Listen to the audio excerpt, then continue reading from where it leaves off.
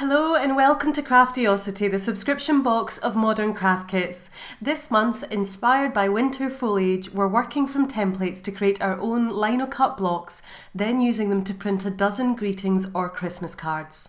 Inside your kit, you'll find your template sheet, 12 envelopes and blank greetings cards, your translucent paper, a lino cutting tool and blade inside the brown envelope, 2 lino blocks and 3 ink pads. And you also have your full step-by-step photo instructions. We'll start with the tracing paper and template sheet. Place the tracing paper on top of the template sheet and trace around the leaves and berries. Once you've finished, turn the tracing paper over so the pencil marks are face down and place it on top of a lino block with the smooth side of the lino block facing up. Draw around the lines again so the original pencil marks on the underside transfer onto the lino block. Once you've finished, you'll have your images on the lino blocks ready to cut out. Our templates should all fit onto one lino block, so you have got another one spare for your own designs or if you'd like to recut any of the pieces. Carefully take the lino cutter blade out of the brown envelope. You'll notice the opposite end from the blade has a half moon shape. Unscrew the top of the red handle, place the blade firmly in the half moon hole and handle the non-sharp side so you don't cut yourself. Then screw the top back down so the blade is secure. Hold the lino cutter as you would a pencil and always cut away from you. Hold the lino block with your non-cutting hand, making sure your hand is behind where the blade is travelling. Do some test cuts on an unused piece of the block to get a feel for how the lino cuts. It's easier to do shallow cuts. If you cut too deep, your blade can get stuck. If you're cutting a circular or curved piece, do this in sections.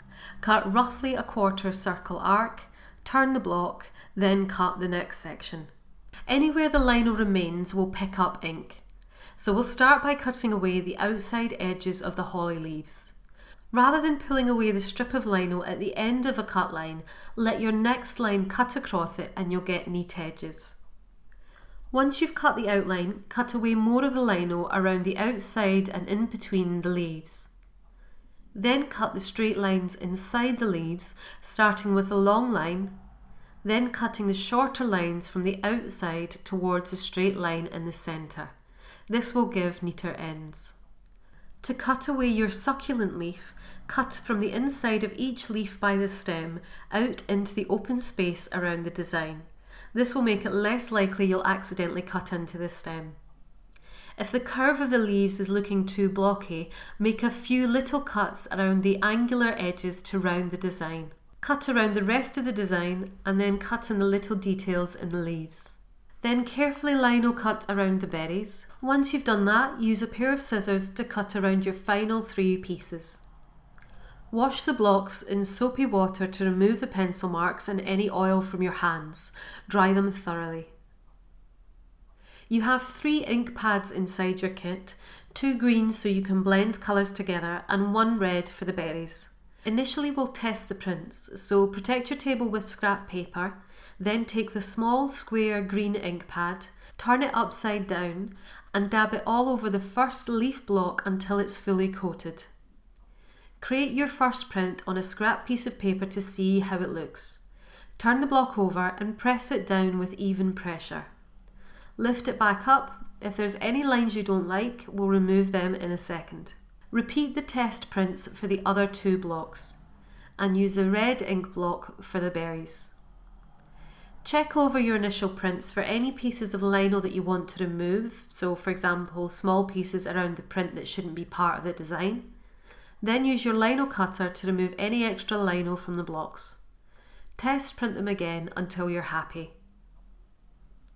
For a 2-tone leaf effect, dab the lighter ink pad around the top of the leaves, then dab the darker green up the stem and at the base of the leaves.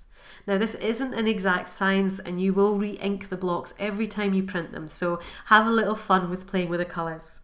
Place the block face down onto your paper, apply even pressure across the block using your fingertips or palm, then carefully lift the block straight back up again to reveal your print. Wash the ink pads in your hands again so you don't get any accidental ink on your cards.